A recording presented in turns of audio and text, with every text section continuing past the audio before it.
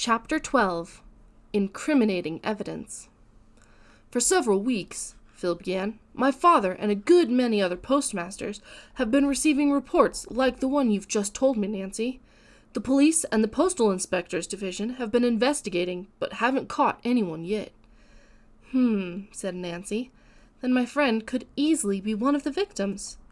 Just then, a record of dance music began to play, and Ned claimed Nancy. For the remainder of the evening, there was no chance to resume the conversation about stolen letters. But throughout the evening, the matter was constantly on her mind.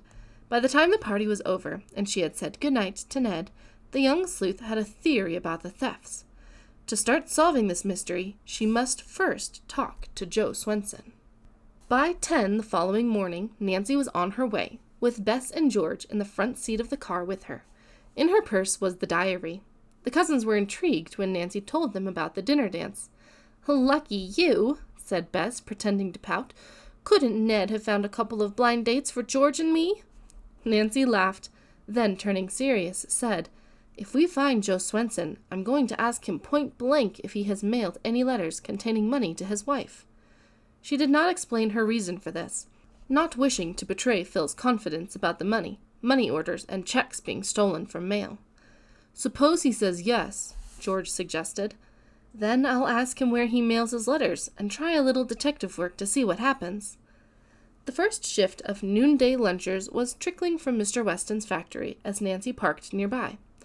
Soon, the recreation area was filled with men. Some seated themselves on the ground to eat, others began to play ball. "It won't be easy to find Joe Swenson in such a large group," Nancy declared in disappointment.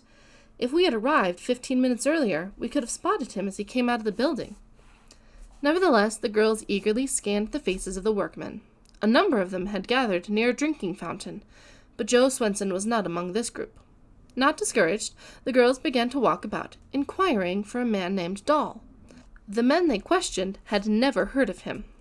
"I'm sure he works here," Nancy declared to her friends. Workmen passing to and fro stared curiously at the girls, obviously wondering what had brought them to the electronics plant. Nancy was becoming a bit disheartened when she chanced to observe a light-haired man leaning dejectedly against the high fence which surrounded the grounds. Apparently, the man had picked an isolated, tree-shaded spot away from the other workers.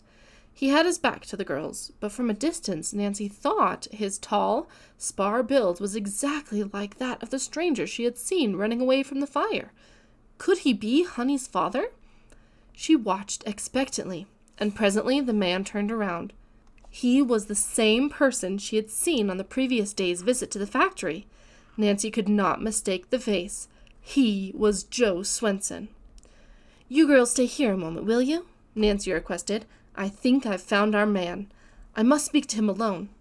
Be on your guard, and if he tries to escape, block the exit to the grounds. I don't think he'll make a disturbance, but if he's guilty, he may attempt to get away." Nancy's heart beat faster than usual as she approached the man who was leaning against the fence.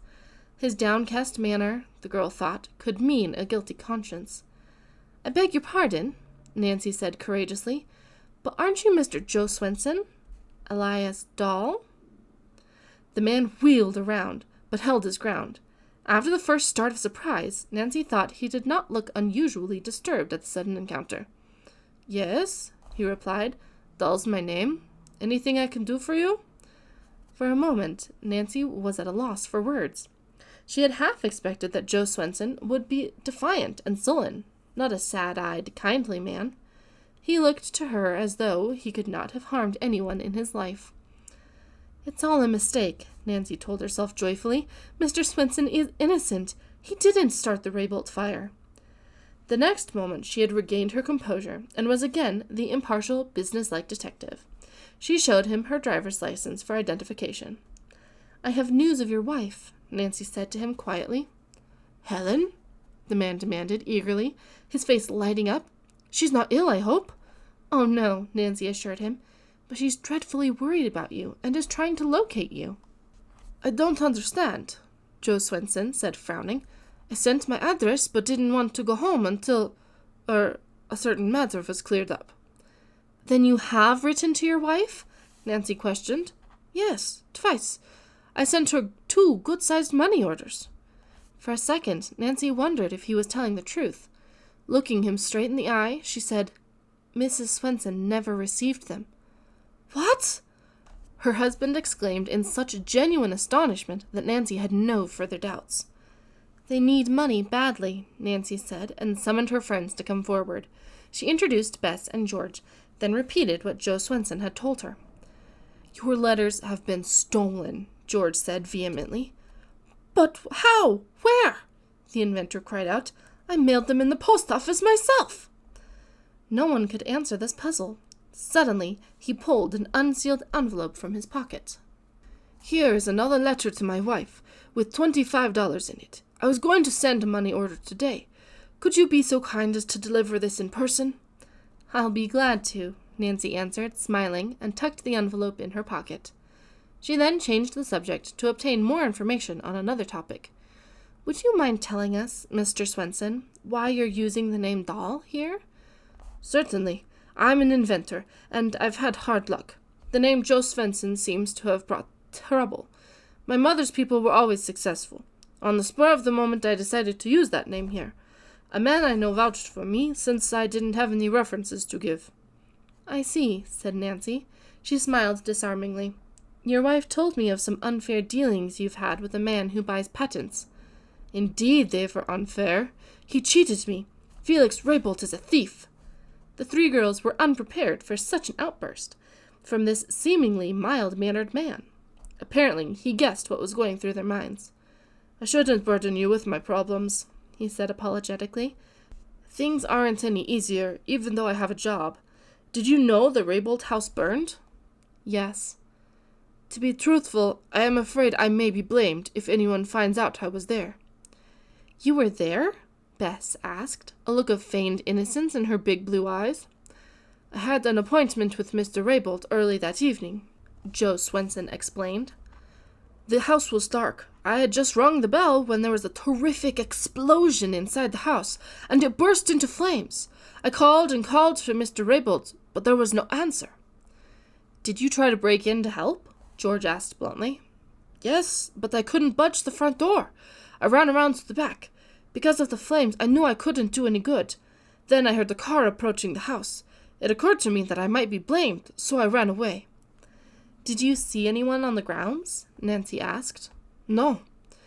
"Do you think Mr. Raybolt lost his life in the fire?" Nancy asked. "I really don't know.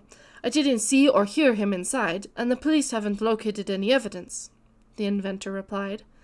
Nancy had been endeavoring to formulate an honest opinion of the man's story. Her hand went to her purse, but she did not bring forth the diary. From their casual conversation so far, she could not be absolutely certain that Joe Swenson was innocent. She must question him further.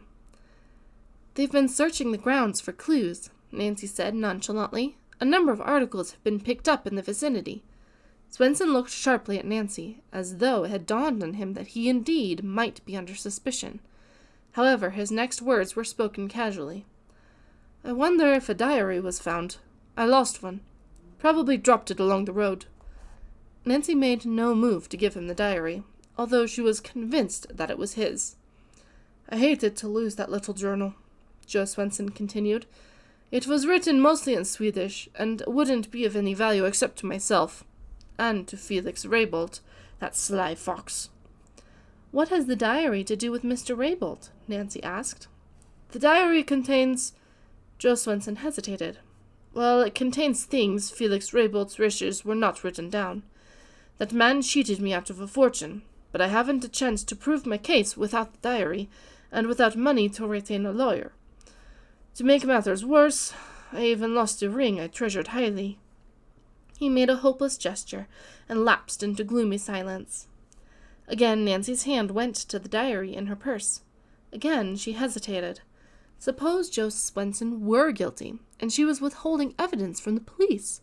Nancy made a quick decision, to hold on to the journal until the truth was learned. Before she could question the man further, the return-to-work whistle blew a shrill blast. "I must go now," Swenson said hurriedly. "When are you off duty?" Nancy asked. 4 o'clock. "Then perhaps we'll see you again before we return to River Heights."